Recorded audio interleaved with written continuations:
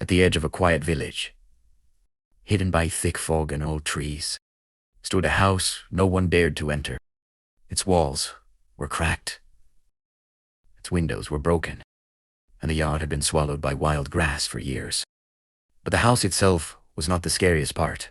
Every night, just after sunset, a black cat would appear in front of the door. It never meowed. It never moved. It only sat there in complete silence, staring into the dark with glowing red eyes.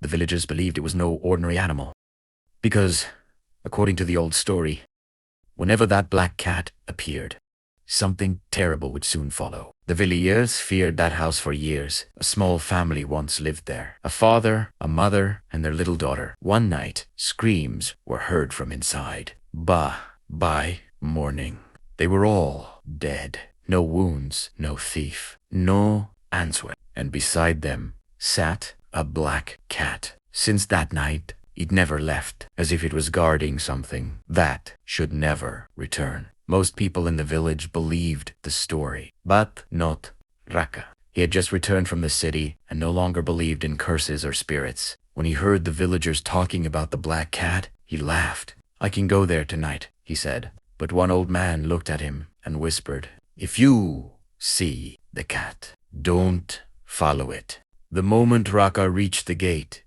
everything went silent. Then, under the moonlight, sa Italiano. The black cat sat in front of the door, staring at him with glowing red eyes. Raka raised his flashlight, but instead of running away, the cat slowly stood up, turn it, and walked into the house as if it wanted him to follow. Raka pushed the old wooden door open. Inside, the house smelled of dust and rotten wood. Everything looked frozen in time.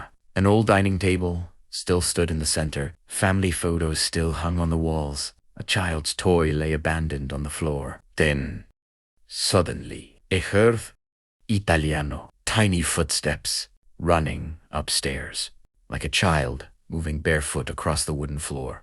Raka froze, and at the end of the hallway, the black cat appeared again. This time, it was staring at the stairs, and for the first time that night, Raka felt afraid. With trembling hands, Raka slowly climbed the stairs. At the end of the hallway, A saw a half-open bedroom door. A soft lullaby drifted from inside. When he stepped into the room, everything was covered in dust. Broken dolls stared from the shelves. A small bed sat near the window. Then Raka saw strange marks on the wall, and standing silently in the moonlight was a little girl in a white dress. She did not move.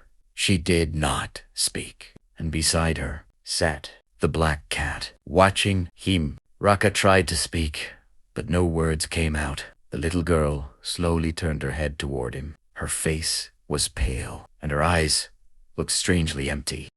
Then a slow smile appeared on her face, but it did not feel like a child's smile. Raka stepped back in fear. Suddenly, the black cat hissed loudly and jumped in front of him. At that moment, the room changed. The air grew heavy. The shadows began to move. And the girl no longer looked normal. That was when Raka finally understood the truth. The black cat was never trying to harm him. It had been warning him all along. And now, it was trying to protect him. Suddenly, the little girl let out a scream so sharp it shook the entire room. The windows shattered, the dolls fell, and the door slammed shut behind Raka.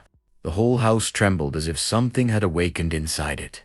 The black cat arched its back and stood firmly in front of him. Its glowing eyes burned brighter than before. Then, through the shadows, Raka saw the faint figure of a woman behind the cat. She looked like a mother, crying, protecting. And in that moment, Raka realized the black cat was never the curse. It was the guardian. The spirit suddenly rushed toward him. Raka turned and ran. The hallway felt endless as the walls groaned around him. Doors slammed shut on their own, and strange whispers filled the air. "Don't leave. Stay." His flashlight shook wildly in his hand as he raced toward the stairs above him. Something moved fast across the ceiling. Closer and closer. Raka stumbled toward the front door in panic. Then suddenly, the black cat jumped in front of him.